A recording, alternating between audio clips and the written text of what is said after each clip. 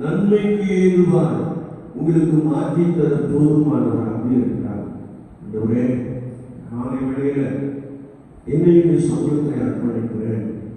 இயேசு கிறிஸ்துவே, எனக்காக ரத்தம் சிந்தினீரே, அந்த அன்பை நினைத்து என்னையுமே சமூகத்தை அர்ப்பணிக்கிறேன் என்று சொல்லி நம்மை கருடைய சமூகத்திலே அர்ப்பணித்துக் கொள்ளுவோம். உள்ளம் மூழ்கி கனியாத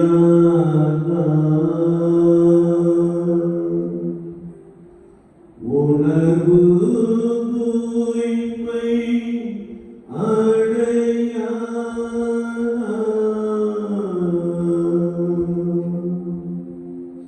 உள்ளம் மூழ்கி கனியாத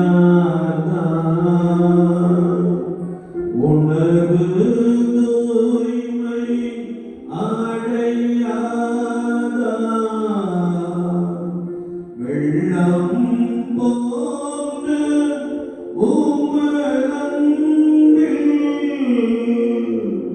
விரும்பி உரைதல் என்னாளோ, விரும்பி உரைதல் என்னாளோ. கள்ளமான எண்ணங்கள் கழித்து இன்பம் பெருகவே உள்ளம் தூய்மை ஆகவே உள்ள ஒளியே மறையோ,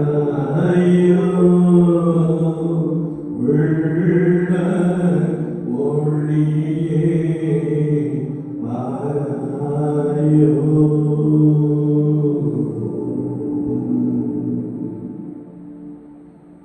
எந்த மனுஷனை பிரகாசிப்பிக்கிற மெய்யான ஒளியானவரே, நீர் எங்கள் மத்தியிலே பிரசன்னராக இருந்து எங்களை பலப்படுத்தும்படியாக, எங்களை ஆசீர்வதிக்கும்படியாக சமூகத்திலே வந்து காத்திருக்கிறோம்.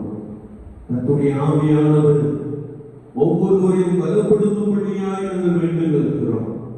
அதற்காக எங்களையும் நீர் எங்களுக்கு தந்த எங்கள் பிள்ளைகளை, பேர பிள்ளைகளை கரத்திலே அர்ப்பணிக்கிறோம். பரிசுத்தப்படுத்துவீராக, கிருபையினாலே பலமாய் நிரப்புவீராக. இயேசு கிறிஸ்துவின் நாமத்தில் ஜெபம் கேளும் பரிசுத்த பிதாவே, ஆமென். ஆண்டவராகிய இயேசு கிறிஸ்து தாமே உங்களோடு கூட உங்களை பலமாய் நடத்துவார். உங்களுக்குள்ளே ஒரு புதிய கிருபை, ஒரு புதிய நன்மை, ஒரு புதிய ஆசீர்வாதங்களை இந்த நாளிலும் கொடுப்பார். ஆமென். எத்தனை பேர் விசுவாசிக்கிறீங்க? அல்லேலூயா. நான் கர்த்தராகிய இயேசு கிறிஸ்துவின் நாமத்தினாலே கர்த்தருடைய சபையிலே விசுவாசத்தோடு கூட காத்திருக்கின்ற பொழுது அவர் உங்களை ஆசீர்வதிக்க போதுமானவராக இருக்கிறார். ஆமென். அல்லேலூயா. பரிசுத்த வேதாகமத்தை நாம் திருப்பிக் கொள்கின்ற பொழுது அப்போஸ்தலனாகிய பரிசுத்த பவுல் கொரிந்தியர் முதலாம் நிருபம் 16ஆம் அதிகாரம் 13ஆம் வசனம் இப்படி சொல்கிறது: விழித்திருங்கள், விசுவாசத்திலே நிலைத்திருங்கள் என்று வார்த்தை சொல்கிறது. கடவுளை கட்டி கட்டுரை நாமத்தை சோதரிப்போம். அல்லேலூயா, அல்லேலூயா. கர்த்தருடைய வார்த்தை சொல்கிறது, விழித்திருங்கள், விசுவாசத்திலே நிலைத்திருங்கள் என்று வார்த்தையை நாம் வாசிக்கிறோம். நம்மை சுற்றிலும் நடைபெறுகிற சம்பவங்களை வேதத்தோடு ஒத்து பார்த்து நாம் கர்த்தருக்கு முன்பதாக விழித்திருக்க வேண்டும் என்பதை குறித்து வசனம் நமக்கு மிக ஆழமாக கற்றுக் கொடுக்கிறார். ஒரு வேதத்தை நாம் திரும்பிக் கொள்கின்ற பொழுது பரிசுத்த லூக்கா எழுதின சுவிசேஷம் 21ஆம் அதிகாரத்தை நாம் வாசிக்கின்ற பொழுது ஆகையால் 36ஆம் வார்த்தை இப்படி சொல்கிறது: ஆகையால் இனி சம்பவிக்க போகிற இவைகளுக்கெல்லாம் நீங்கள் தப்பி மனுஷகுமாரனுக்கு முன்பாக நிற்க பாத்திரவான்களாய் எண்ணப்படுவதற்கு எப்பொழுதும் ஜெபம் பண்ணி விழித்திருங்கள். கர்த்தரை தனியானவரை சோதரிப்போம். அல்லேலூயா. என்னை கேட்டுக் கொண்டிருக்கிற என் அன்பு சகோதரனே சகோதரியே, இனி சம்பவிக்க போகிறவைகளுக்கு தப்பி என்று வேதம் சொல்கிறது. இயேசு கிறிஸ்து இந்த உலகத்திலே மனுஷகுமாரனாய் வாழ்ந்து கொண்டிருந்த நாட்களிலே, கடைசி நாட்களிலே இவ்விதமான சம்பவங்கள் நடைபெறும் என்று மிக தெளிவாக சொல்லியிருந்தார். எப்படி சொல்லியிருந்தார் என்றால், ஆண்டவருடைய வருகைக்கும் உலகத்திலே நடக்கிற சம்பவத்திற்கும் ஒரு அடையாளத்தை குறித்து அவர் மிக தெளிவாக சொல்லியிருந்தார். கடைசி கால சம்பவங்கள் நடந்து கொண்டே இருப்பதை நாம் என்ன செய்ய முடியும்? பார்க்க முடியும். அப்போஸ்தலனாகிய பரிசுத்த பவுல் தீமோத்தேயுக்கு எழுதின 2ஆம் நிருபத்தை நாம் வாசிக்கின்ற பொழுது 3ஆம் அதிகாரத்திலே கடைசி நாட்களில் கொடிய நாட்கள் வரும், கடைசி காலங்களில் கொடிய நாட்கள் வரும், அதிலே மனிதர்கள் தற்பிரியராயும் பணப்பிரியராயும் இருப்பார்கள் என்று சொல்லி ஒரு பெரிய பட்டியலை நாம் வாசிக்க முடியும். We are living in the last days. நாம் கடைசி காலத்திலே வாழ்ந்து கொண்டிருக்கிறோம் என்பதை ஒரு நாள் என்ன செய்யக்கூடாது?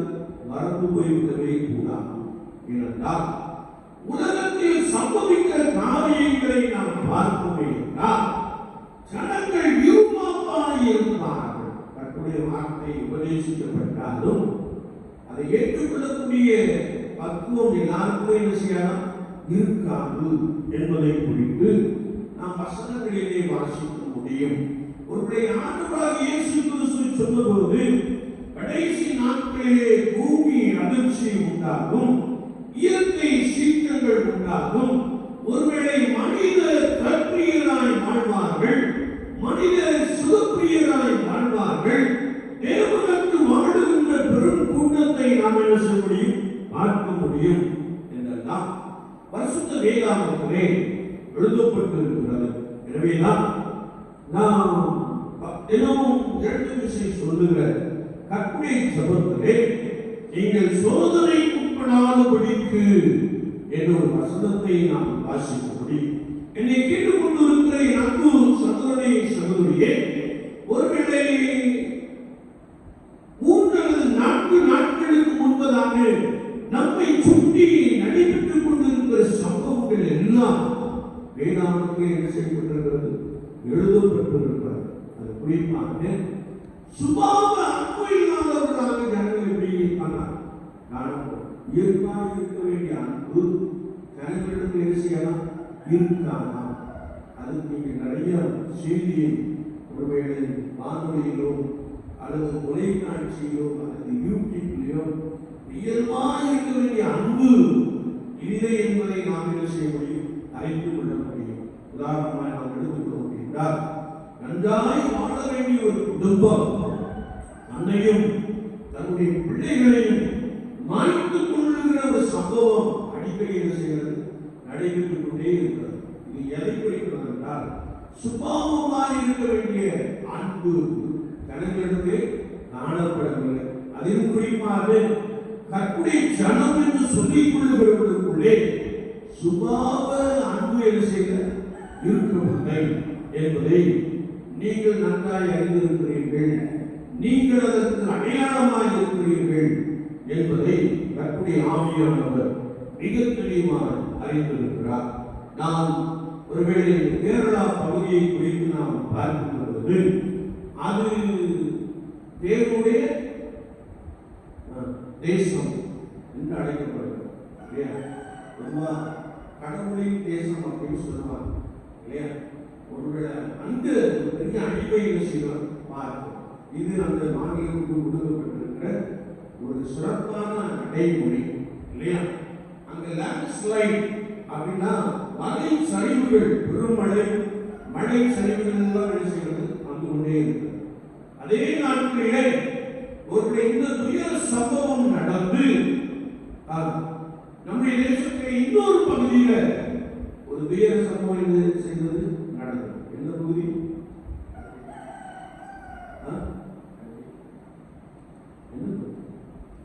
எந்த பகுதியில் நடந்த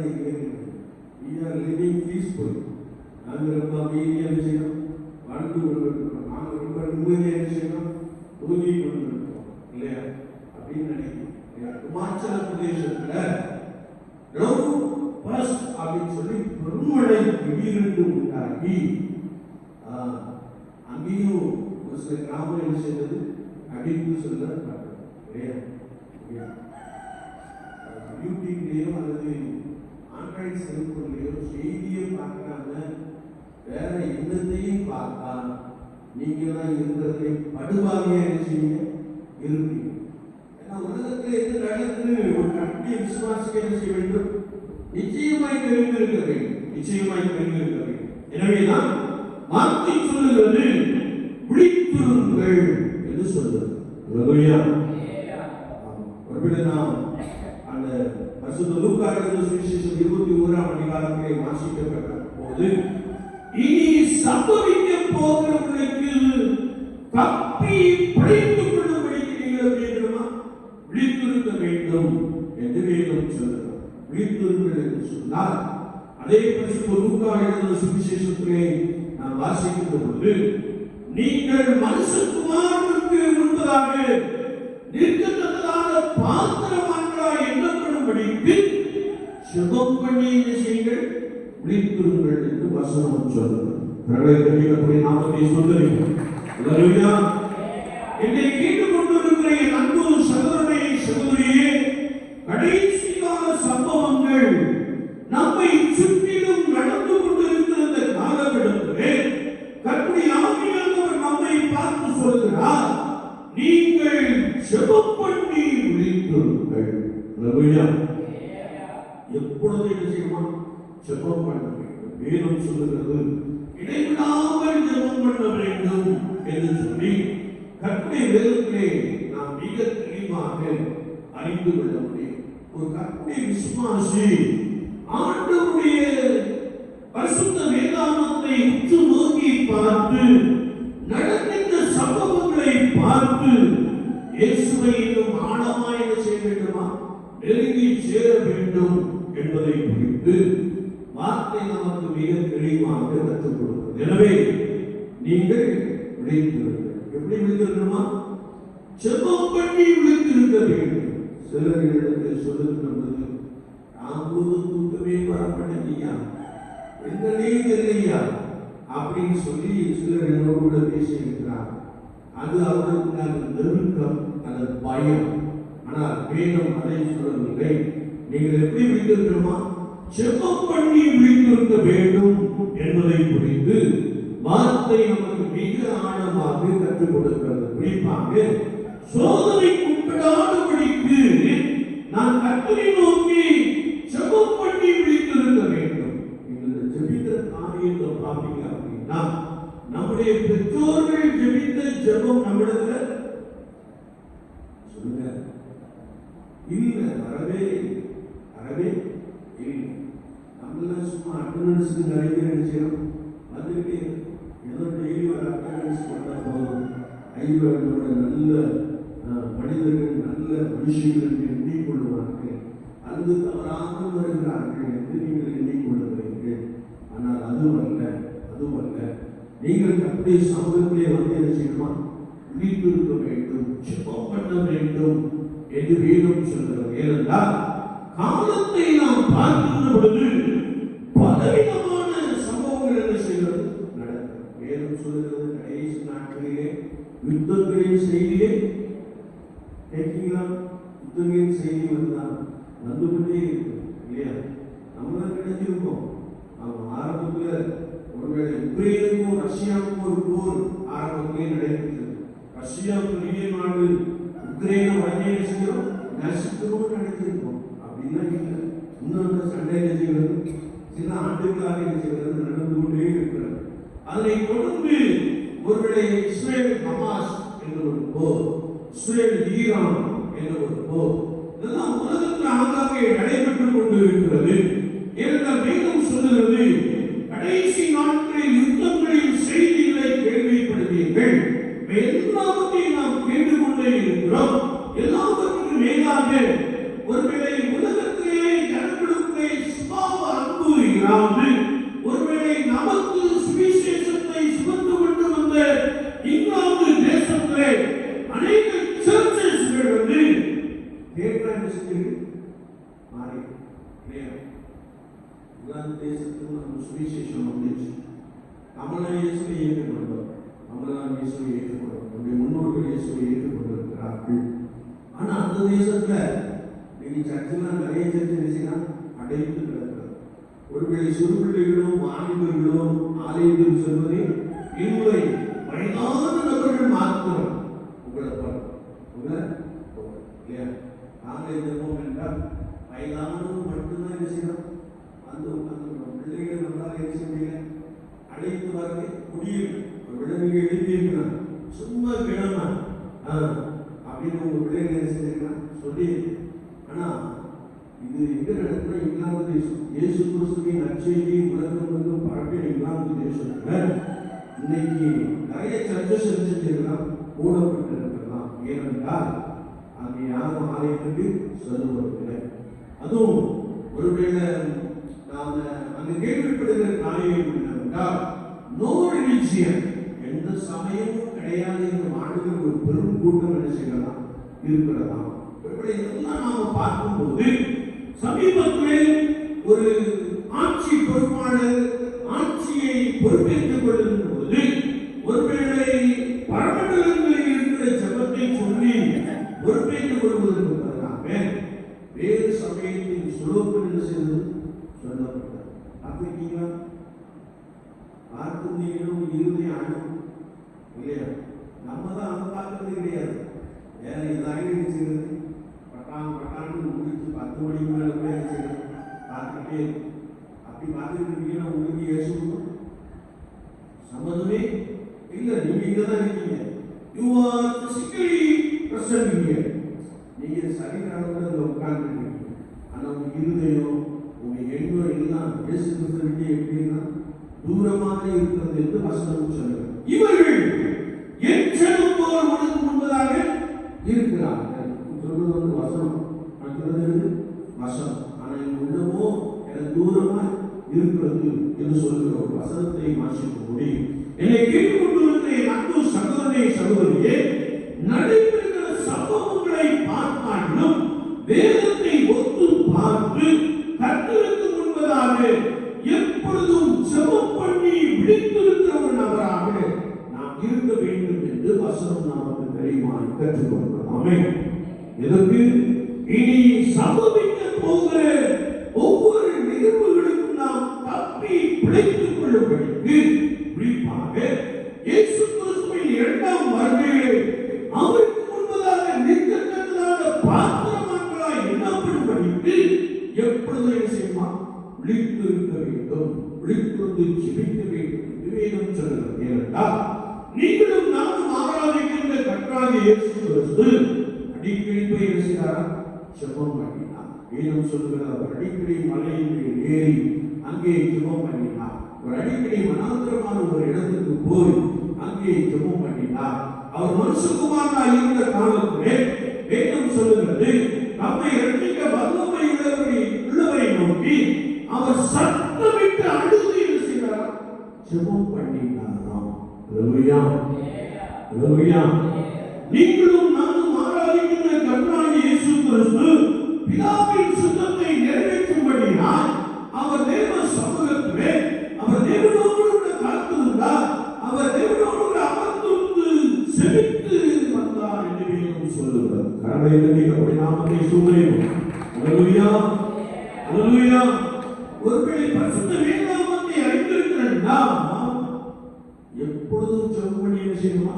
விழுந்து இருக்கிறேன். ஒருவேளை நீங்க நடந்து போய்கிட்டே இருக்கலாம், ஆனா ஜெபித்துக் கொண்டே என்ன செய்யலாம்?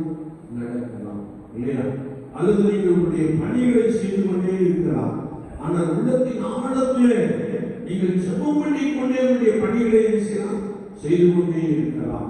எனவேதான் வேதம் சொல்கிறது, இனி காலம் செல்லாது, எனவே நீங்கள் விழித்திருங்கள் என்று வேதம் சொல்கிறது. எப்படி விழித்திருக்கணுமா?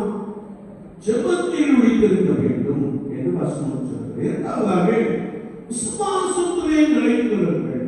விசுவாசத்திலே நிலைத்திருங்கள். வேதம் சொல்கிறது, கடைசி நாட்களில் விசுவாசத்தை சொல்லுங்க காண்பார் உண்டோ என்று வசனம் சொல்கிறது. கடைசி நாட்கள்ல ஜனங்களுக்கு என்ன இருக்கலாம்? விசுவாசம் இருக்காது. ஆனா ஜனங்களுக்கு பேர் என்ன? விசுவாசி.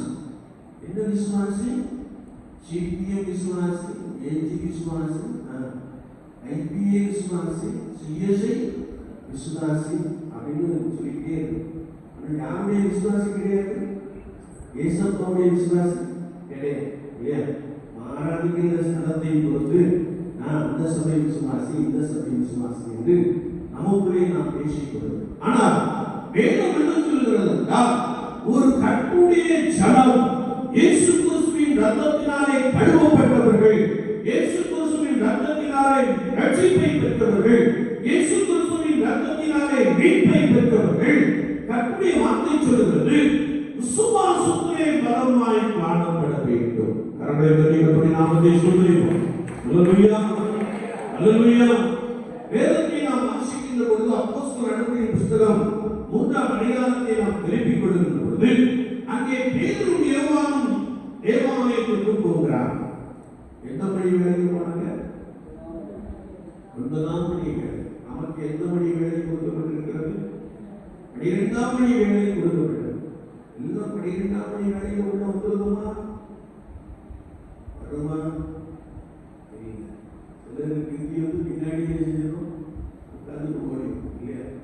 காலையில் இருந்து என்ன கேட்டால் காலையில் 4 மணியில் இருந்து 11 மணிக்கு நல்ல டைம் செய்கிறது கிடைக்கும். ஆனால் நாளைக்கு ஒன்றரை மெதுவாக செய்யலாம் பாருங்க. இவர்கள் 9ஆம் மணி வேளையிலே தேவாலயத்துக்குள்ளே நடந்து சென்றார். அநேக இடத்துல ஆராதனை 9 மணி தான். ஆராதனை 9 மணி தான். எல்லா இடத்துலையும் 9 மணி தான். உங்கள் பகுதியில்தான் 12 மணி. ஒரு சகோதரன் நிகழ்ச்சியாக இதோடு கூட பேசிக் கொண்டிருக்கும்போது சொன்னார், தயவு செய்து நீங்கள் கம்பெனி வேலை செய்ய வாய்ப்பு கொடுத்துங்கள் என்று சொல்லி பேசினார். நான் கேட்டேன், அந்த ஆராதனை 8 மணிக்கு அப்படின்னு கேட்டேன். 12 மணிக்கு நம்ம ஊர்லையும் 12 மணிக்கு தான். அதனால நானும் பாசிங் உடைய நிச்சயமா வாய்ப்பு கொடுத்துவோம் என்று சொல்லி அவர் எனக்கு நல்ல ஒரு கற்பனை மனிதனாக நண்பனாக இருக்கிறபடினாலே நாங்கள் அப்படி பேசிக்கொண்டோம். ஏன் இதை சொல்லுகிறேன் என்றால், ஒருவேளை நம்ம அந்த 9ஆம் மணி வேலை அல்லது 12ஆம் மணி வேலை என்பது நாம் ஆலயத்துக்கு செய்யணுமா வந்துவிட வேண்டும். ஆலய ஆராதனை நினைச்சக்கூடாது, அசட்டை பண்ணக்கூடாது. நீங்க அசட்டை பண்ணீங்கன்னா யார் அசட்டை பண்ணீங்க? இயேசு கிறிஸ்து. இந்த ஒரு சின்ன அறிவு கூட இல்லை அப்படின்னா நம்ம சபையிலிருந்து எதை சாதிக்க போறோம்னு தெரியும் இல்லையா? ஆனா கற்பனை வார்த்தை சொல்லுகிறது, 9ஆம் மணி வேளையிலே பேதுரும் யோவானும் தேவாலயத்திற்குள்ளே கடந்து சென்றார்கள். அங்கே நாடோறும் பிச்சை எடுக்கிற ஒரு சப்பாளி இருந்தார் இல்லையா? அவன் வேலை பிச்சை எடுக்கிறவர் இல்லையா? வேதத்திலே நாம் வாசிக்கும் போது அவனை சிலர் தூக்கி கொண்டு வந்து என்ன செய்வார்கள்? வைப்பார். தூக்கி கொண்டு சென்று விடுவார்கள் இல்லையா? சமீபத்தில் நான் ஒரு மெசேஜை பார்த்தேன், ஒரு செய்தியை பார்த்தேன். மெசேஜ் ஒன்று கிறிஸ்தவ செய்தி நினைச்சாங்க. ஒரு செய்தியை மும்பை பட்டணத்தில் ஒரு பிச்சைக்காரன் 460 கோடி ரூபாய் சொத்து என்ன செய்திருக்கிறான்? வைத்திருக்கிறான். அவன் வேலை பிச்சை எடுக்கிற வேலை. ஆனால் அவன் எடுக்க மாட்டான். நிறைய பேர் அதற்குள்ளே ஏற்படுத்தி இருக்கிறான்.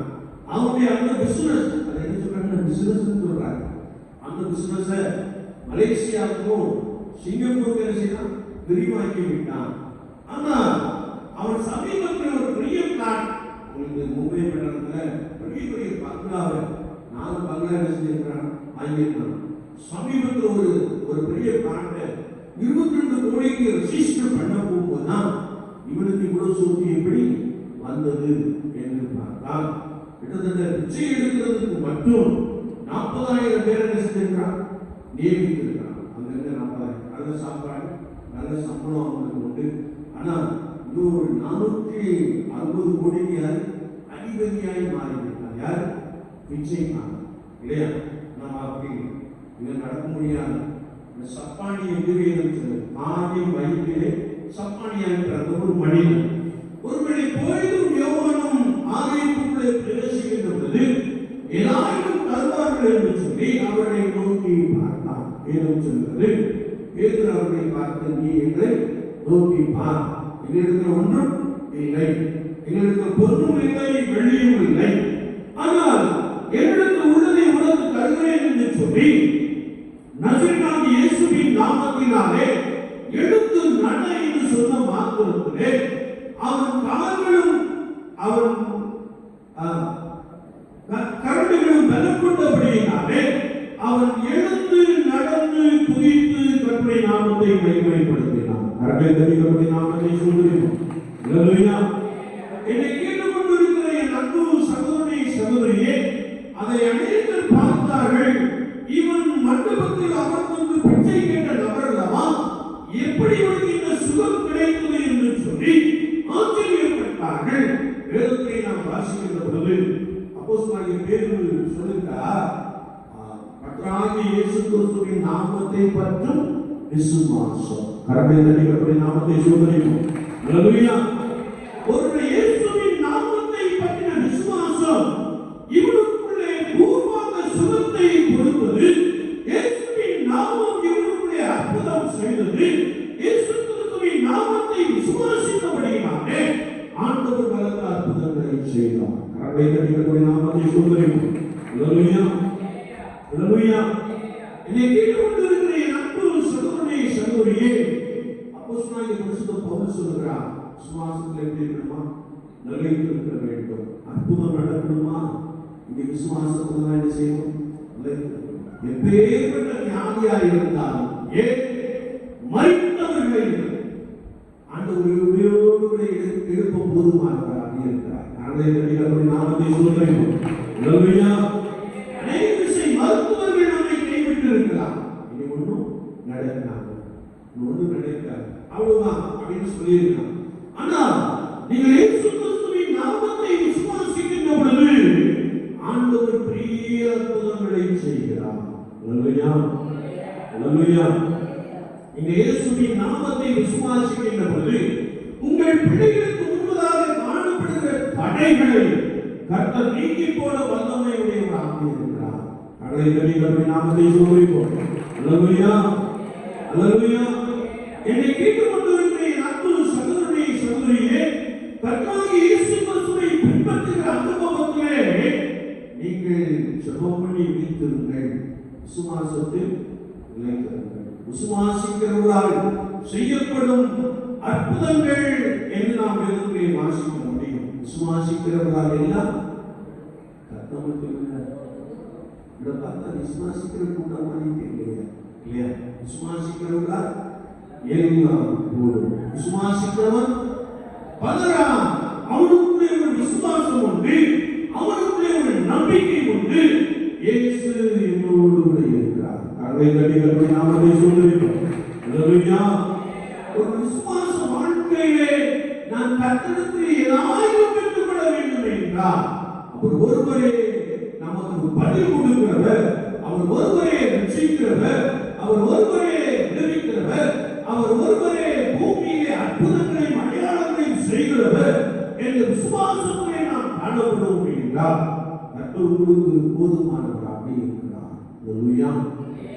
அல்லேலூயா. கர்த்தருடைய ஆவியானவர் சொல்கிறார், நடைபெறுகிற சம்பவங்களை பார்த்தாலும் உங்கள் ஜெப நேரத்தை என்ன செய்ய கூட்டிக்கொள். இல்லையா? நடைபெறுகிற சம்பவத்தை பார்த்தாலும் இயேசு சீக்கிரம் வரப்போகிறார். அவருடைய அடையாளங்கள் எல்லாம் நடந்து கொண்டே இருக்கிறது என்று சொல்லி உங்களுடைய ஜெப வேளை ஜெப நேரத்தை நீங்கள் அதிகமாய் கூட்டிக் கொள்ளுங்கள். கர்த்தர் உங்களோடு கூட உங்களை பலப்படுத்துவா. ஒருவேளை வருகின்ற அழிவுக்கு தப்பித்துக் கொள்ளும்படியான கிருபையை கர்த்தர் நமக்கு நிறைவாக செய்வார் கொடுப்பார். வேதம் சொல்லுகிறது, ஒருவேளை சரீரத்தை கொல்லுகிறவர்களுக்கு நீங்கள் என்ன செய்ய வேண்டாம், பயப்பட வேண்டாம். ஆனால் சரீரத்தை அல்லது ஆத்துமாவை நரகத்திலே தள்ள வல்லவர்களுக்கு நீங்கள் என்ன செய்ய பயப்படுங்கள் என்று வசனம் சொல்லுங்கள். கர்த்தராகிய இயேசு கிறிஸ்துவுக்கு பயந்து வாழ்வோம். அவருக்குள் நாம் பலமாய் விழித்திருப்போம், ஜெபமணி விழித்திருப்போம், விசுவாசத்துறை நிலைத்திருப்போம். கர்த்தர் உள்ளவர்களுடன் உங்களுக்காக பெரிய காரியங்களை செய்வார். ஆமென், ஆமென். நாம் ஜெபிப்போம். நேசிக்கிறதுதான் ஆண்டவரே, இந்த புதிய நாளுக்காய் உங்களுக்கு ஸ்தோத்திரம் செலுத்துகிறோம். காலையில் ஒவ்வொரு கிருபைகள் புதியவைகளாக இருக்கிறபடினாலே உம்மை ஸ்தோத்திரிக்கிறோம். இந்த நாளுக்குரிய கிருபை எங்களை பலமாய் நிரப்பும்படியா, இந்த நாளில் நாங்கள் நடக்க வேண்டிய வழியை நீர் எங்களுக்கு காண்பிக்கும்படியா, இந்த நாளிலும் ஆண்டவருடைய செயல்பாடுகள் உண்மையை பிரியப்படுத்துவதாய் காணப்பட ஆண்டவர் அதிகமாய் உதவி செய்யும்படியாக நாங்கள் வேண்டுகிறோம். நாங்கள் வாசம் பண்ணுகிற இந்த கிராமத்திற்காய் ஸ்தோத்திரம். கிராமத்துடைய எல்லா சகோதர குடும்பத்தாருக்காய் ஸ்தோத்திரம். கர்த்தர் யாவரையும் பலப்படுத்தி ஆண்டவரை ஆசீர்வதித்து வழிநடத்தும்படியாக நாங்கள் வேண்டுகிறோம். எல்லாருக்கும் மேலாக விசுவாச வாழ்க்கையிலே உமக்கு முன்பதாக நிற்கிறதுக்கான பாத்திரவான்களாய் எண்ணப்படும்படிக்கு எப்பொழுதும் ஜெபம் பண்ணி பிடித்திருக்கக்கூடிய அந்த சத்துவம் உடைய கனவுகளுக்குள்ளே நிறைவாய் உண்டாகும்படியாக நாங்கள் வேண்டுகிறோம். கடைசி கால சம்பவங்கள் எங்களை சுற்றிலும் நடைபெற்றுக் கொண்டிருப்பதை நாங்கள் காண்கிறோம். சுபாவ அன்பில்லாத சட்டங்களை நாங்கள் பார்க்கிறோம். சுபாவ அன்பில்லாத கற்பனை சனம் என்று சொல்லிக் கொள்கிறவர்களை நாங்கள் பார்க்கிறோம். எல்லாம் கடைசி கால சம்பவங்களிலே சொல்லப்பட்டிருக்கிறபடினாலே உம்மை விசுவாசிக்கிற நாங்கள், உம்மை ஆராதிக்கிற நாங்கள், உம்முடைய ரத்தத்தினாலே கழுவப்பட்டு ரட்சிக்கப்பட்டிருக்கிற நாங்கள் உமக்கு முன்பதாக எப்பொழுதும் ஜெபம் பண்ணி விழித்திருக்க ஆண்டவர் அதிகமாய் உதவி செய்யும்படியாக நாங்கள் வேண்டுகிறோம். ஓடுகளே, உம்மை விசுவாசித்து நடக்க ஆண்டவர் அதிகமான கிருபைகளை கொடுப்பீரார். பலவிடத்தோடுகளை இருக்கிறவர்களுக்காகவே நோக்கி பார்க்கிறோம். பலவிடங்கள் இயேசுவின் நாமத்தினாலே நீங்கிப்பட்டோம். எந்த உறுப்பு செயலற்றப்படுதோ கர்த்தருடைய வல்லமையினாலே செயல்படும்படியாக நாங்கள் கட்டளை கொடுக்கிறோம். இயேசுவின் நாமத்தினாலே அற்புதங்கள் நடக்கும்படியாக நாங்கள் ஜெபிக்கிறோம். நீங்கள் விசுவாசத்தோடு கூட எவைகளை கேட்பீர்களோ அவைகள் எல்லாவற்றையும் பெற்றுக்கொள்கின்ற வசனம் ஜனங்களுக்குள்ளே பலமாய் வந்து நிறைவேறும்படியாக நாங்கள் ஜெபிக்கிறோம். எங்கள் கொடுத்த பிள்ளைகளுக்கான ஸ்தோத்திரம். எங்கள் பிள்ளைகளை இஸ்ரவேலுக்குள்ளே அற்புதங்களும் அடையாளங்களுமாய் வைக்கும்படியாக நாங்கள் வேண்டுகிறோம். எங்கள் பிள்ளைகளுடைய வாழ்க்கையிலே தடைபட்டு போன காரியங்கள் இயேசுவின் நாமத்தினாலே நிறைவேறும்படியாக ஆண்டவரே, எங்கள் பிள்ளைகளை விசுவாசத்தினாலே ஆண்டவருடைய கரத்திலே உமக்கு முன்பதாக ஏற்றி நிற்கிறோம். ஒவ்வொருவரையும் பலப்படுத்தும், ஆசீர்வதியும், நல்ல வேலை வாய்ப்புகளை நம்பு ஆண்டவருடைய பிள்ளைகளை பலமாய் ஆசீர்வதிக்கும்படியாக நாங்கள் வேண்டுகிறோம். அது மாத்திரமல்ல, ஆண்டவராகிய ஒவ்வொரு குடும்பத்தின் தேவைகளை அதிகமாய் சந்திப்பீராக.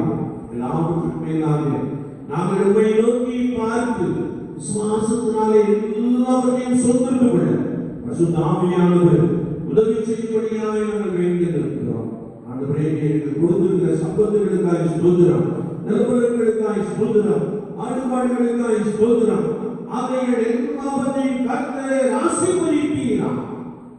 நன்மையை கண்டேன் என்று சொல்லத்தக்கதான ஒரு அனுபவம் நிறைந்தவர்களாக காணப்பட தேவாமியானவர் அனுக்கிரகம் செய்கிறார். அதற்காக உம்மை நோக்கி பார்த்து ஆண்டவரே, ஜெபத்தின் மூலமாக விசுவாசத்தின் மூலமாக எல்லா நன்மைகளையும் எல்லா ஆசீர்வாதங்களையும் சொந்தத்துடன் கிருபைக்காக ஒவ்வொருவரையும் கரத்தை அர்ப்பணிக்கிறோம். இந்த கால வேளையிலும் ஆண்டவருடைய கரம் எல்லோரும் குழந்தைகளை பலமாய் நடத்தட்டும். இயேசு சுவாமி உச்சிதமாய் அர்ப்பணிக்கிறோம். தொடர்ந்து வழி நடத்தும். இயேசு கிறிஸ்துவின் நாமத்தில் ஜெபம் கேளும் பரிசுத்த பிதாவே. தேவனுடைய இரக்கமுள்ள கிருபைக்கும் பராமரிப்புக்கும் பாதுகாவலுக்கும் ஒப்புக் கொடுக்கிறோம். கர்த்தருடைய ஆசீர்வாதத்தை காக்க கடவுள். கர்த்தர் தம்முடைய முகத்தை உங்கள் மேல் பிரகாசிக்க பண்ணி உங்கள் மேல் கிருபையாய் இருக்க கடவுள். கர்த்தர் தம்முடைய முகத்தை உங்கள் மேல் பிரசன்னமாக்கி இப்பொழுதும் எப்பொழுதும் சமாதானம் கட்டளையிடுகிறது.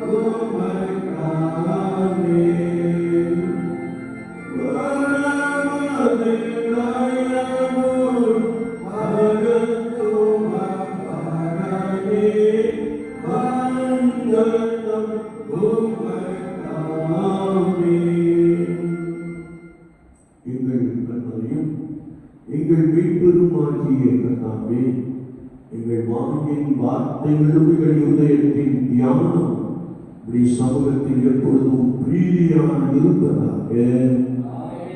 கர்த்தர் உங்களோடு இருப்பாராக. தேவ சமாதானத்தோடு போகப்படுவோம். கர்த்தர் ஸ்தோத்திரம். கர்த்தருடைய ஆசீர்வாதம். கர்த்தருடைய ஆசீர்வாதம்.